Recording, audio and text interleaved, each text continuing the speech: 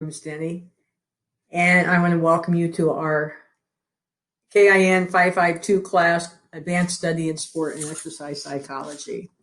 Really excited to be helping you in this class this term. And let's get started with Chapter 1. Chapter 1 is Introduction to the field of health fitness psychology. And I will give you just a brief overview.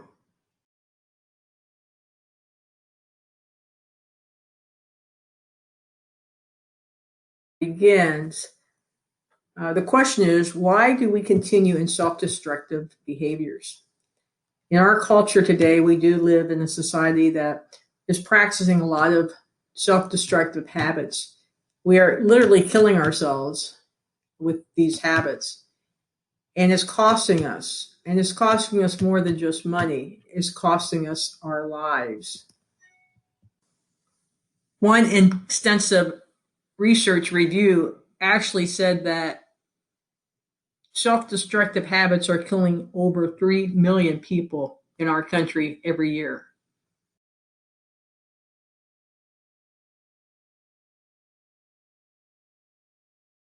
The benefits of exercise, there are so many positive psychological benefits to being involved in regular exercise. And we're going to talk about each of these in a little more detail.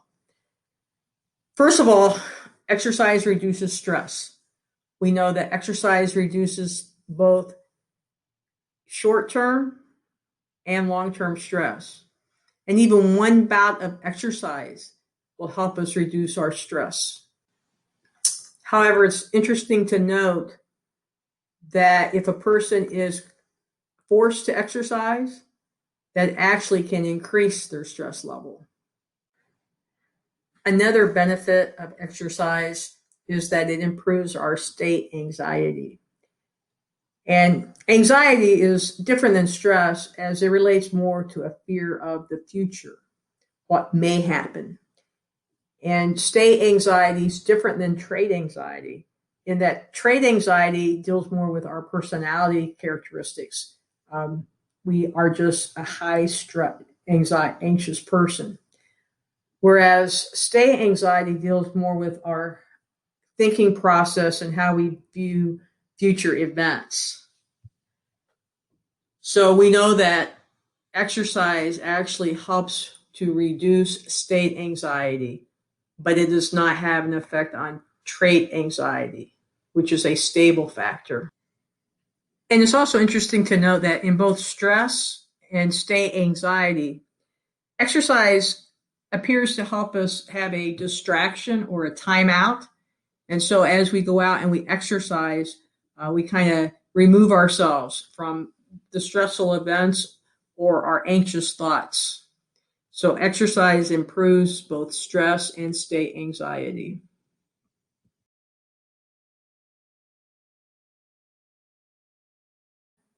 Another mental state that is improved through exercise. There's been substantial research done with mood and exercise, and specifically with the POMS, the Profile of Mood State, that measures one's subjective feelings. Again, mood can be right now, right here, up to a week. And as people exercise, the POMS have demonstrated that they have an increase in vigor and a decrease in tension, stress, depression, and fatigue. There are different hypotheses of why exercise helps mood. You've probably heard of them. The endorphin hypothesis, which the idea that as we exercise, endorphins are released into our system, giving us a sense of, it boosts our mood. It just makes us feel better. Also, the distraction hypothesis, again, going out, exercising helps to just distract us. Thermogenetic hypothesis is the idea is our body is warmed up through exercise. It actually helps with some neural functioning, and it also helps us relax. And then the social interaction hypothesis, which just is the idea that when we're able to go out and exercise with other people, that improves our mood.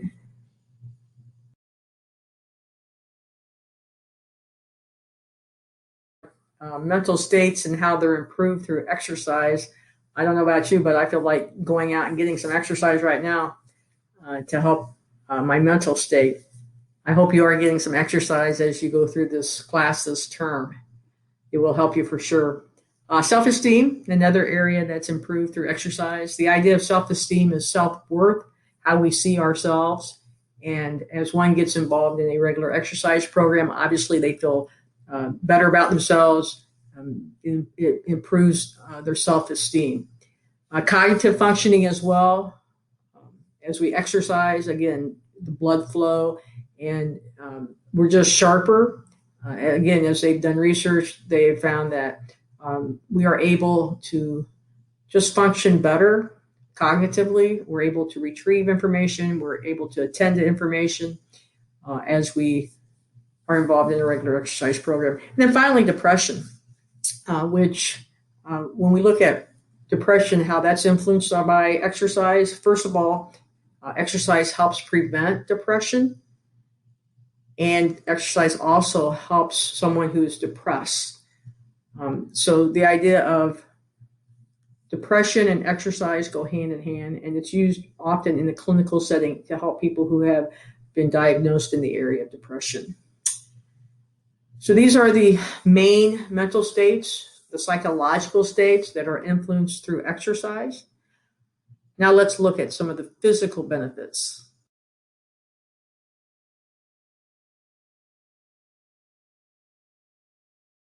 Benefits of exercise has been documented through the research.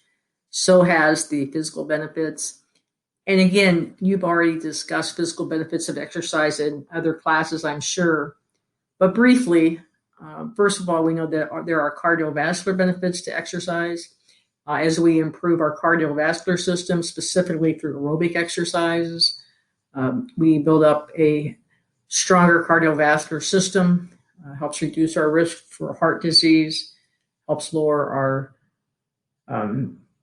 bad cholesterol and improve our good cholesterol. Just so many cardiovascular benefits that we see through a regular exercise program. Also, improvement in strength gains as we exercise, building bone mass, helping with elasticity of muscles, and then obviously improved flexibility. And this becomes more and more important as one gets older. But as you're into a regular exercise program, flexibility is improved through a stretching program. So again, not the main focus of our chapter. Our main focus deals more with the psychological benefits, but for sure there are many physical benefits of exercise as well.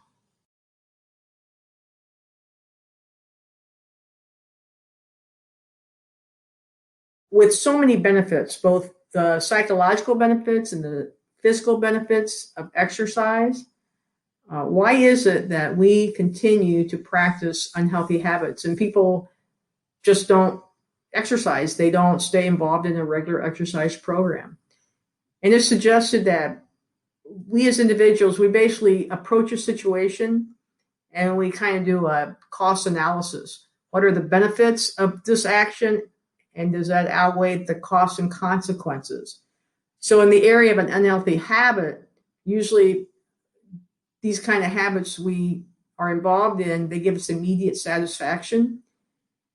For instance, I like my ice cream. And so if I eat ice cream every night, that gives me immediate satisfaction. It's the here and now. Whereas the consequences of eating that ice cream every night, such as heart disease and obesity, that's way down the road. And so I'm less likely to let those consequences outweigh my immediate benefit. And so that's the explanation given of why we continue to be involved in unhealthy habits. The immediate consequence, the immediate satisfaction outweighs the long-term cost or consequence of that behavior.